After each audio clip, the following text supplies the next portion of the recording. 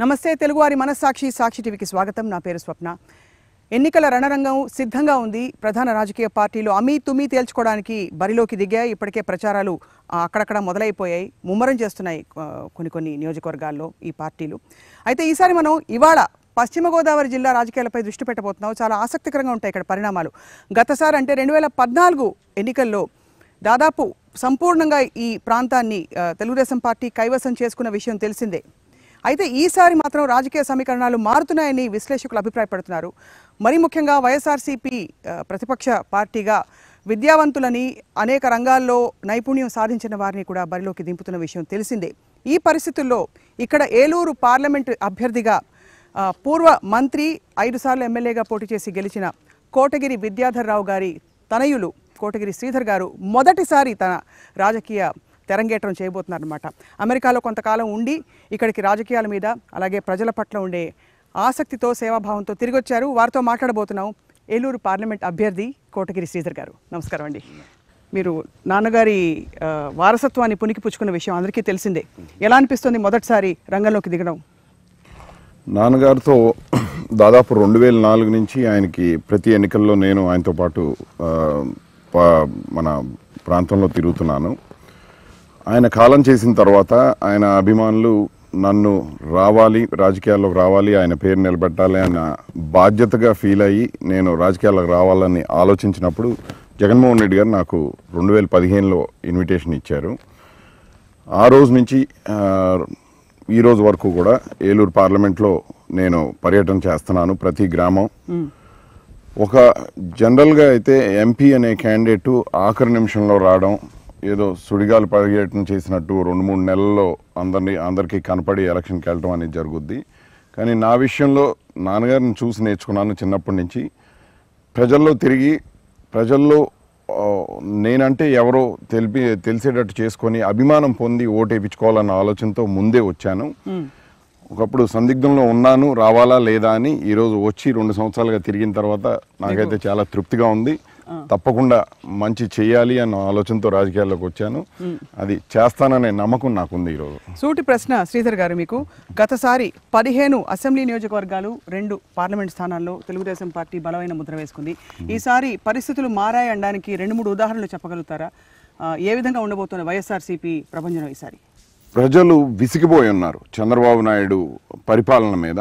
ముఖ్యంగా ఈ గత 4-5 సంవత్సరాల్లో పరిపాలన అనేది ఒక 10% మంది కోసమే జరుగుతున్నట్టుంది. 90% ప్రజలు వాళ్ళకి పథకాలు అందట్లేదు. వాళ్ళకి ఏది కావాలన్నా తెలుగుదేశం పార్టీకి సంబంధించిన జన్మభూమి కమిటీల దగ్గరికి వెళ్ళాలి, ప్రజానాయకుల దగ్గర పరిపాలకుల దగ్గరికి వెళ్ళి గంటలు వెయిట్ చేయాలి. వాళ్ళకి ఇంచుమించు అడుక్కున్నంత పని చేయవలసి వస్తుంది. ప్రజలు విసిగిపోయి ఉన్నారు. అది ఇప్పుడు జగన్మోహన్ రెడ్డి గారు పాదయాత్ర చేసిన తర్వాత ఆయన మీద ఒక నమ్మకం ఏర్పడింది. ఈయన ఒక బలమైన నాయకుడు, ఒక మంచి పట్టుదలతో మంచి చెయ్యాలి, రాజకీయాల్లో నాన్నగారి పేరు నిలబెట్టాలని ఆయన రాజకీయాల్లోకి వస్తున్నారని ప్రజలు నమ్మారు. ఈసారి తప్పకుండా మార్పు కనపడుతుంది, మార్పు జరగబోతుంది. రేపు వచ్చే ఎలక్షన్లో ఈసారి 15కి 15 సీట్లు కూడా వైఎస్ఆర్సీ పార్టీ గెలుస్తుందనే నమ్మకంతో ఉన్నా. శ్రీధర్ గారు, చాలా కంఫర్టబుల్ లైఫ్ జీవితాన్ని మీరు వదిలేసి ఇక్కడ ఎండలో తిరుగుతున్నారు. అమెరికా జీవితం అంటే ఏంటో పుస్తకాల్లో చదివిన వాళ్ళకి తెలుసు, వెళ్ళిన వాళ్ళకి బాగా ప్రత్యక్షంగా తెలుసు.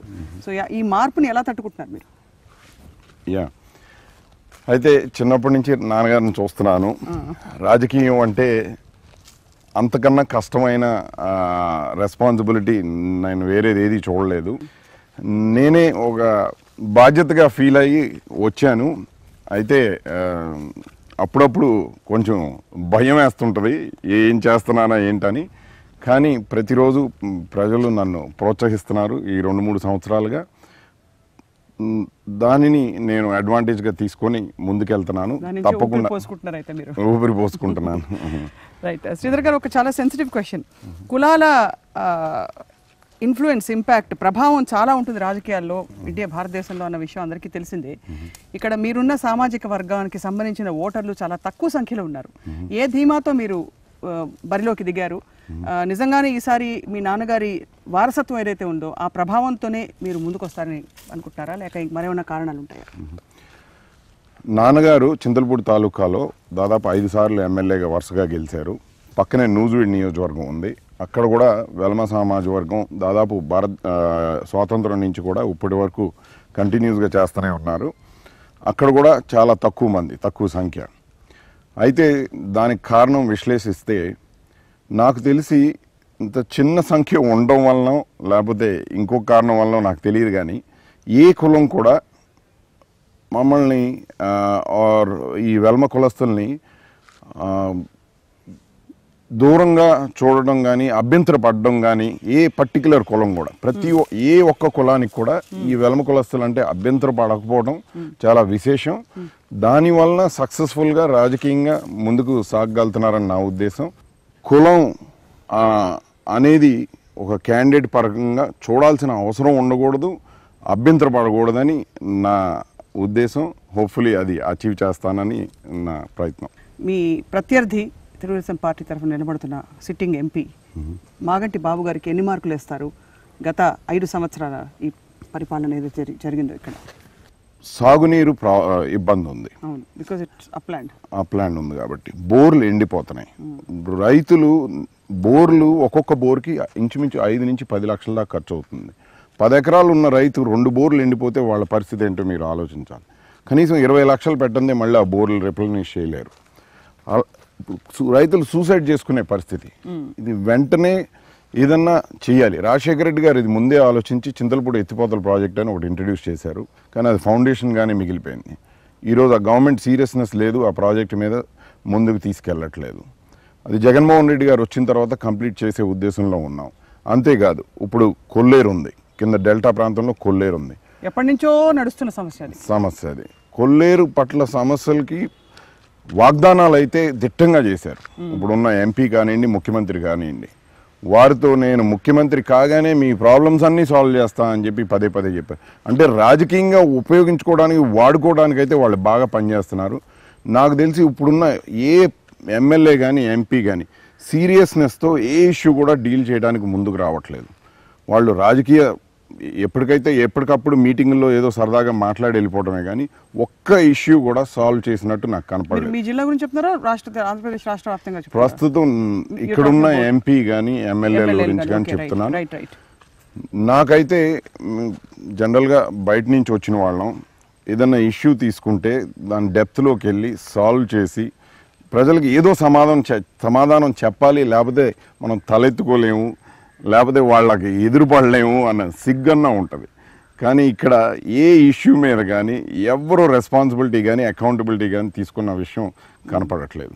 అది ప్రజలు విసిగిపోయి ఉన్నారు. నాలాంటి వాడు వెళ్ళినప్పుడు ఏదో ఒక కొత్త హోప్తో ఉన్నారు, ఆసక్తితో ఉన్నారు, ఏదో కొత్తగా చేసి చూపిస్తారు. అది నేనైతే చాలా బరువుగా ఫీల్ అవుతున్నా. ప్రస్తుతానికైతే ఎంపీ అవగానే చాలా పని ఉండేటట్టుంది.